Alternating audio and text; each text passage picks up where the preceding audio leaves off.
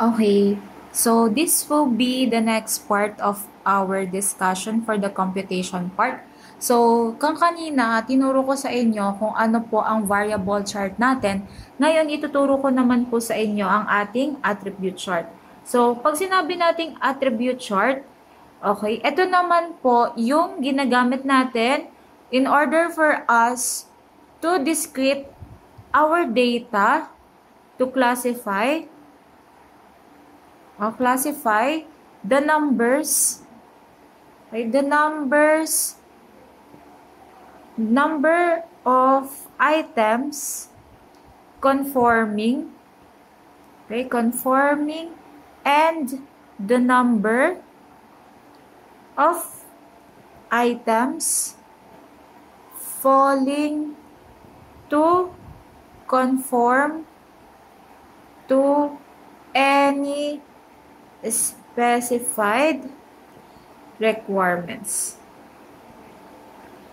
Okay. So, ito yung ginagamit natin para ma-identify natin if ilan po ba yung number ng mga product natin na nagko-conform or nagko-follow with any specified requirements or kinakailangan natin for our tests sa ating mga products or drug products sa ating manufacturing. So, meron tayong ginagamit na chart dito sa ating attribute chart, which is what we call our P chart. Kung kanina sa ating variable chart, gumagamit tayo ng dalawang chart, which is your X chart and then your R chart. Dito, gumagamit naman tayo ng P chart. So, our P chart, ginagamit natin siya in order for us to identify the portion of our defective sample. Okay, para malaman natin ilan po ba yung nagkaroon ng defective, ano po ba yung gagawin natin, accepted po ba dapat yung buong batch natin, buong product natin. So, yan. So, yan yung naging dahilan kung bakit siya ginagamit. So, let's proceed here to our, okay, baba natin to. Medyo ibaba natin siya. So, medyo hindi naman natin siya kailangan pa muna.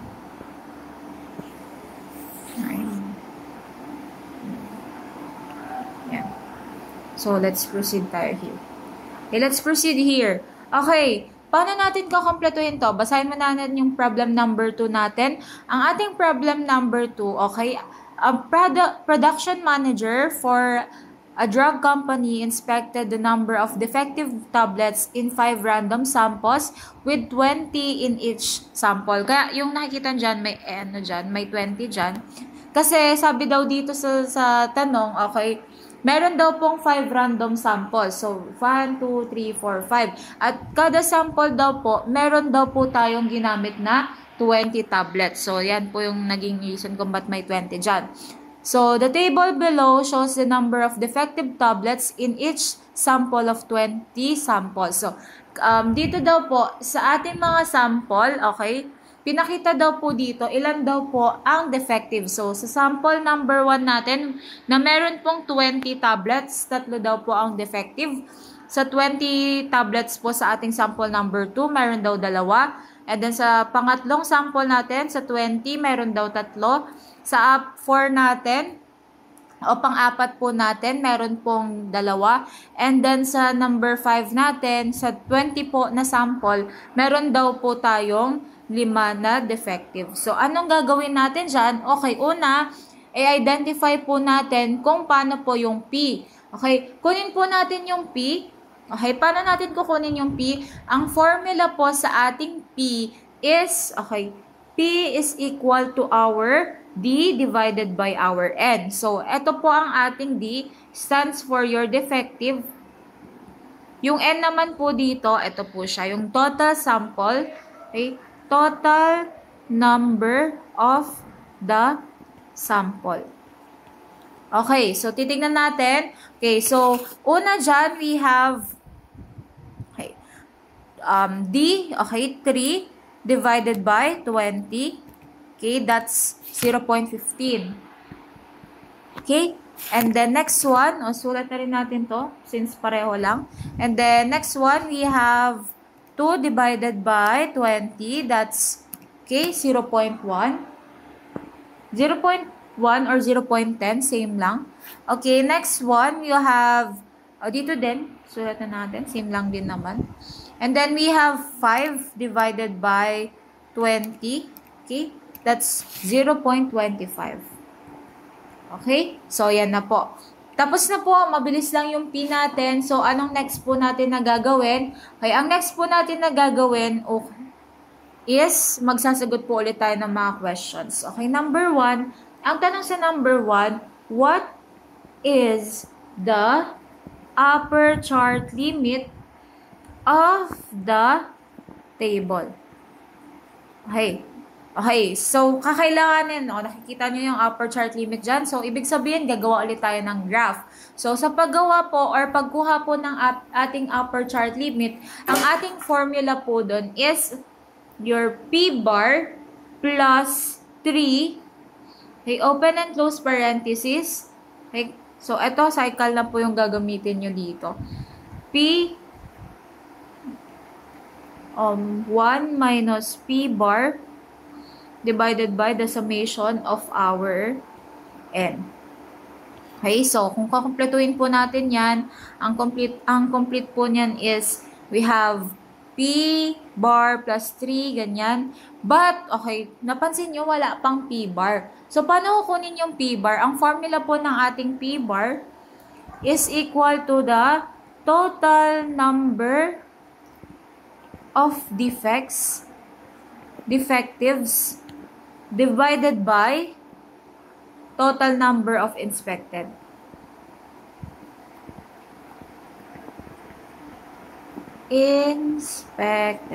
Kung sisimplehan po natin yan, P is equal to your D, summation of D over summation of N.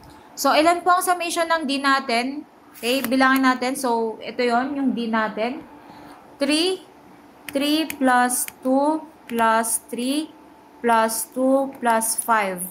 Okay, that's 15. Ibig sabihin, ito siya, 15 divided by, okay, 15 divided by, o kulang pa, ano po yung total summation po ng ating N, okay, bilangin lang natin. So, 20, 20, 20, 20, 20. So, meron tayong 20 plus 20 plus 20 plus 20 plus 20, that's 100. Okay? 100. So, ilagay natin siya dito. So, 15 divided by 100. 15 divided by 100. The correct answer is 0.15. So, ibig sabihin, ang P bar natin is 0.15. Tanggalin na natin to. Hindi natin siya kakailanganin. Ayaw ma-move.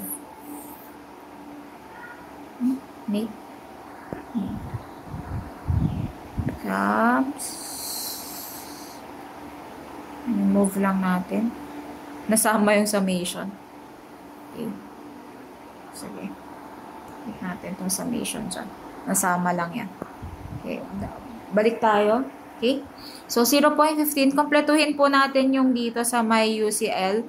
So, 0.15 plus 3, open and close parenthesis, we have square root of your P bar, that's 0.15, 1 minus P bar, or the 0.15, divided by the summation of N. Ilan pong summation ng N natin? Diba? That's 100. So, ayan. Close in parenthesis. So, pag inano nyo yan, okay, compute. Try to compute. 0.15 plus 3. Okay, and then open and close parenthesis, get the, okay, 1 minus 0.15 times 0.15 divided by 100, get the square root, okay, the correct answer should be 0.26. So, ang ating LCL ay ating upper chart limit for the table is, or for our graph is 0.26. Okay, meron pa yan.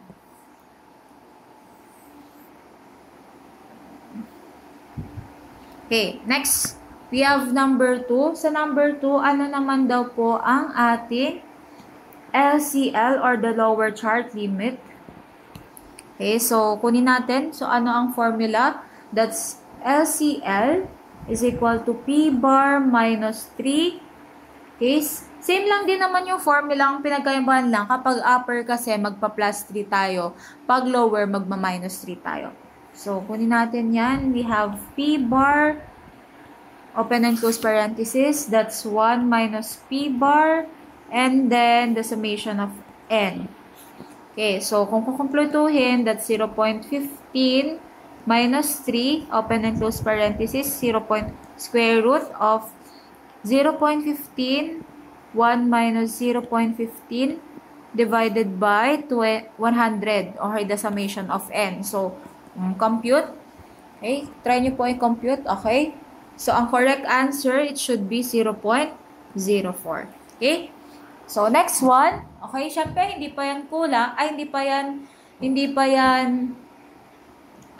pa yan kompleto. So, anong gagawin natin para makompleto yan? Okay, ang ways to do that is, kunin natin yung, okay, CL. What is the center limit of the table? Okay, so paano ang formula ng CL? Very easy. Same lang sa kanina. CL is equal to your UCL plus LCL divided by 2. So, ilan po ang UCL natin kanina or upper? That's 0.26 plus your 0.04 divided by your divided by 2. Okay, ilan ang sagot? 0.26 plus 0.04 divided by 2, that's 0.15. Okay? So, ayan. Pang ilang baba na to, kawawa naman to, parang nilelaglit na. Dahil dyan, buray na natin siya. Napagod na eh. Buray na natin.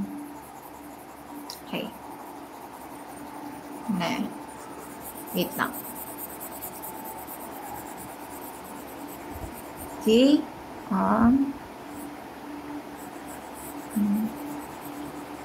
Okay. So, dahil kompleto na, ito na. Okay, number 4. Kunin na, ito naman. Sabi po, what is the mean percent,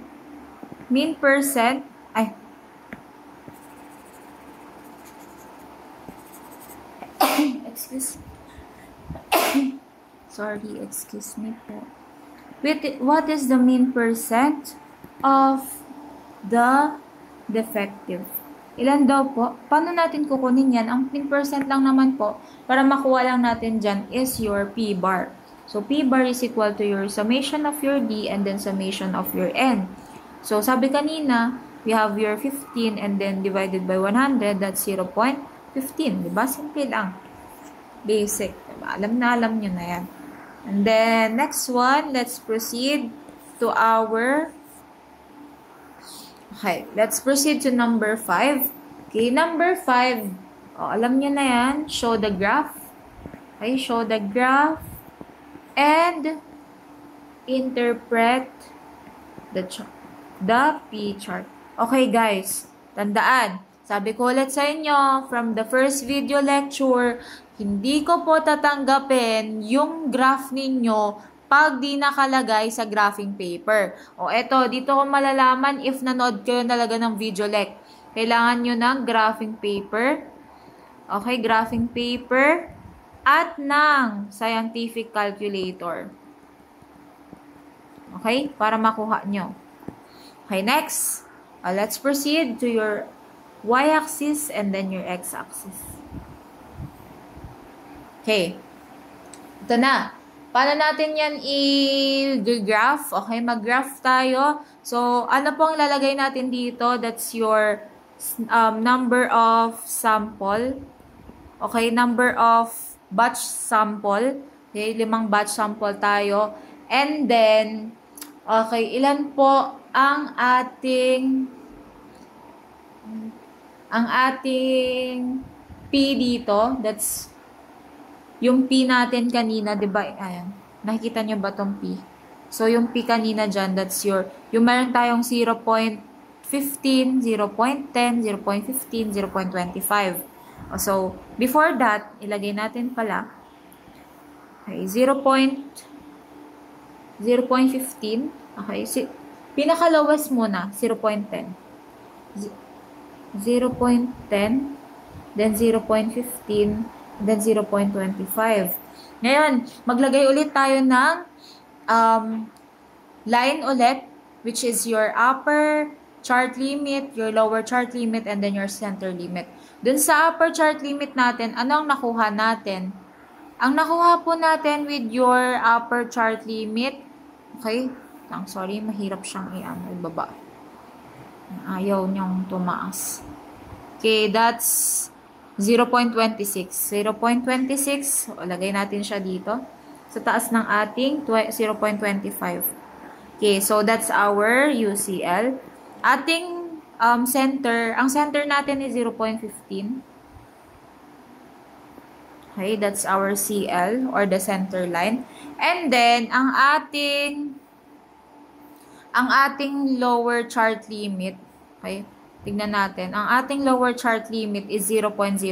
Ito siya, yung 0.04. 0.04, ligyan natin dito. Okay, that's your lower chart limit. Okay? So, let's proceed. Let's graph. 0.15.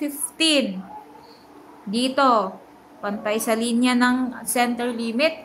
And then 2, that's 0.10. Okay? And then your number 3, 0.15 again. And then number 4, that's 0.10 again. And then number 5, that's 0.25. Okay? So, graph again. Okay.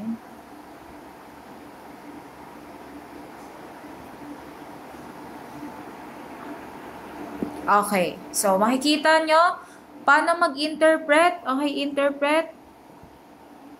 Okay, interpret po natin. Dapat, hindi po siya tataas sa ating UCL. Hindi rin po siya dapat bababa sa ating LCL. Okay, if tumaas at bumaba yan sa ating, tumaas yan sa ating UCL at bumaba yan sa ating LCL, it should be rejected. Pero, kapag pantay lang po at hindi po, okay, hindi po siya tumaas at hindi rin po siya bumaba, okay, that would be accepted. Pansinin nyo, hindi po siya tumaas dito sa UCL, hindi rin po siya bumaba dito sa LCL. Thereby, ang ating graph ay accepted. Okay? So, yan lang po, okay, ang computation sa inyong examination. And then, panoorin nyo po yung first part and then your second part. So, yun lang po muna. Then, thank you everyone.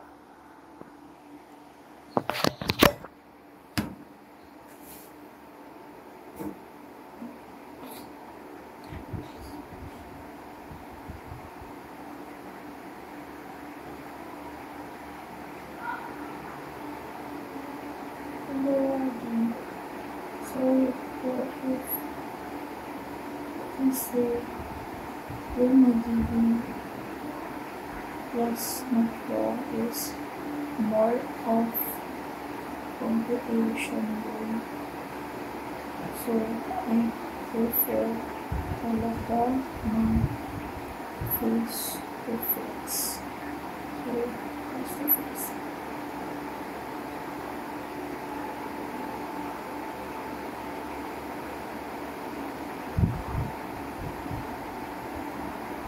Siguro dito naman i-consume doon tayo half per month.